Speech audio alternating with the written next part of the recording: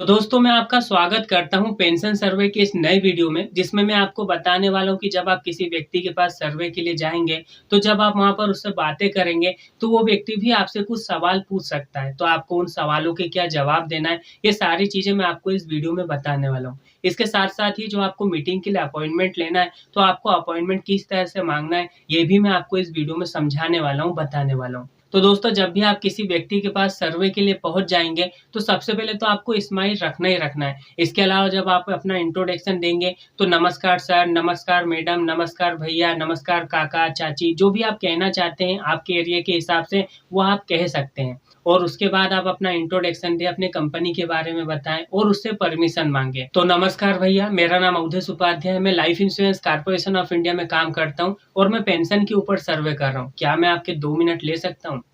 अब वो व्यक्ति आपको हाँ कहेगा या ना कहेगा। यदि वो व्यक्ति आपको ना कह देता है, तो आपको किसी भी तरह की चिंता नहीं करना है। आपको उस व्यक्ति को थैंक यू कहना है और आगे निकल जाना है। क्योंकि हमारे पास बहुत सारे लोग हैं, क्योंकि हम सर्वे कर रहे हैं, हम डोर टू डोर जा रहे हैं, हम लोगों के पास खुद जा रहे हैं और लोगों की संख्या कम नहीं है हमारे इंडिया में। तो हमें किसी भी बात को अपने दिल पर नहीं लगाना है, हमें आगे बढ़ना है। तो इस तरह यदि वो व्यक्ति ना कह दे, तो आप उस पर बिल्कुल भी फ़ोकस ना करें, आप आगे बढ़ जाएँ। अब यदि वो व्यक्ति आपको हाँ कहता है, तो आपको आगे का फॉर्म भरना है। तो आपको यदि उस व्यक्ति ने हाँ कहा, तो आप उसे थैंक यू कहिए और उसके बाद आप उससे अगला सवाल पूछिए कि भैया क्या आपने गवर्नमेंट पेंशन के बारे में सुना है कि हर व्यक्ति को गवर्नमेंट पेंशन मिल सकती है, आपको भी मिल सकती है, क्या आप जानते हैं? अब वो व्यक्ति आपको हाँ कहेगा या तो ना कहेगा और दोनों ही कंडीशन में आपको अपना अगला सवाल पूछना है कि भैया यदि आपको गवर्नमेंट पेंशन मिले, तो क्या आप लेना चाहेंगे? क्या आप इंटरेस्टेड हैं? अब यदि वो व्यक्ति आपको ना कह देता है, जिसकी संभावना बहुत ही कम है क्योंकि ज़्यादातर लोग आपको हाँ ही कहेंगे। फिर भी यदि कोई व्यक्ति ना कह देता है, तो आपको कोई चिंता नहीं करना, आप आगे बढ़ जाइए क्योंकि बहुत सारे लोग हैं हमारे पास। हम डोर टू डोर जा रहे हैं, घर-घर जा रहे हैं, दुकान-दुकान जा रहे हैं, हमारे पास लोगों की कमी नहीं है। तो यदि उसने ना कह दिया है, तो आपको आगे बढ़ जाना है और अपने काम पर ध्यान देना है। और यदि वो व्यक्ति कहता है कि हाँ, बिल्कुल लेना चाहूँगा, तो आपको उससे अगला सवाल पूछना है। भैया आप कौन-सी उम्र से पेंशन लेना चाहेंगे? 50, 55, 60, 65 और वो व्यक्ति आपको जो भी उम्र बताता है, उस उम्र पर आप टिक लगा दीजिए। और इसके बाद आपको उस व्यक्ति से अगला सवाल पूछना है कि भैया आपको हर महीने कितने रुपए की पेंशन मिले तो चलेगा? यानी हर महीने आप कितने रुपए की पेंशन लेना चाहेंगे? 5,000, 10,000, 15,000 या 20,000 या 25,000 या 30,000 या इससे भी ज़्यादा? अब वो व्यक्ति जो भी आपको अमाउंट बताए, आपको बिना कोई सवाल-जवाब किए उस अमाउंट पर टिक कर देना है। आपको ये नहीं देखना है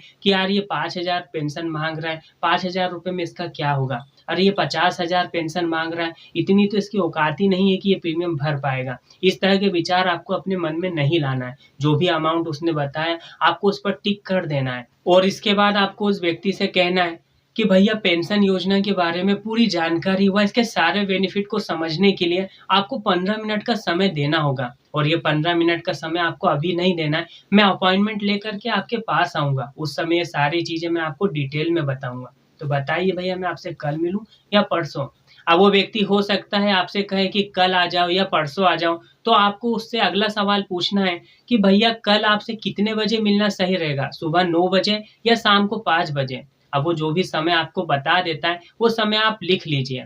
अब दोस्तों यहाँ मैं आपको बताना चाहूँगा, जब आप किसी व्यक्ति से पूछेंगे कि भैया मैं आपसे कल मिलूँ या परसों, तो वो ये भी आपसे कह सकता है कि भैया अभी ही बता दो। तो आपको इस कंडीशन में उस व्यक्ति से कहना है, भैया मैं आपको अभी ही बता देता, लेकिन भैया मैं आपको अभी नहीं बता सकता क्योंकि अभी आप भी बिज़ी हैं और मैं भी बिज़ी हूँ, क्योंकि मैं एक टास्क पर निकला हुआ हूँ कि मुझे 4 घंटे में 4 ही सर्वे फॉर्म भरना ही भरना है। इसलिए भैया मैं आपको चाहकर भी नहीं बता सकता क्योंकि यदि मैं आपको बताऊँगा तो ये जो मेरा टास्क है, ये अधूरा रह जाएगा।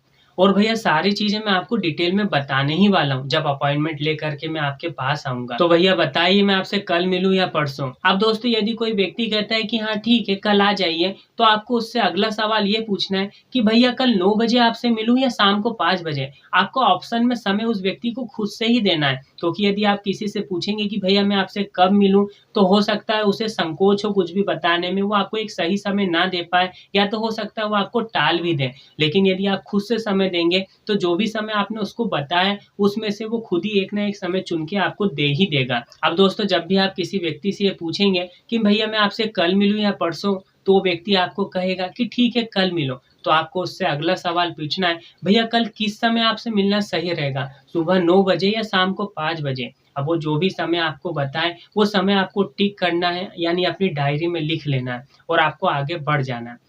अब हो सकता है दोस्तों आपके मन में ये भी विचार आया हो कि यदि हम सबसे 9 बजे या शाम के 5 बजे का समय माँगेंगे, तो सबसे मीटिंग के लिए कैसे मिलेंगे? तो दोस्तों मैं आपको बताना चाहूँगा, आपको सबसे 9 या 5 बजे का समय नहीं माँगना है। आपको जो समय माँगना है, अपने हिसाब से चेंज कर के माँगना है। आप किसी से कह सकते हैं, तो भैया कल मैं आपसे सुबह 8 बजे मिलूँ या शाम को 4 बजे? या आप किसी से ये भी कह सकते हैं कि भैया मैं सुबह आपसे 10 बजे मिलूँ या शाम को 7 बजे? या आप ऐसा भी कह सकते हैं कि भैया कल आपसे दिन में 12 से 4 के बीच में मिलना अच्छा रहेगा या शाम को 6 से 8 के बीच में? यानी जो भी समय आप उससे लेना चाहते हैं, वो समय आप खुद उसे दीजिए। और यदि ऑप्शन में आप उसे समय देंगे, तो वो व्यक्ति आपके हिसाब से बताए गए समय में से एक ना एक समय चुनकर आपको खुद ही बता देगा। तो दोस्तों इस तरह से आप पेंशन सर्वे करके उस व्यक्ति से मीटिंग के लिए अपॉइंटमेंट बहुत ही आसानी से ले सकते हैं। तो इस वीडियो में इतना ही, मिलते हैं अगले वीडियो में, जिसमें मैं आपको बताने वाला हूँ कि जब आप अपॉइंटमेंट लेकर के मीटिंग के लिए जाएँगे, तो वहाँ पर आपको क्या बातें करना है और किस तरह से करना है।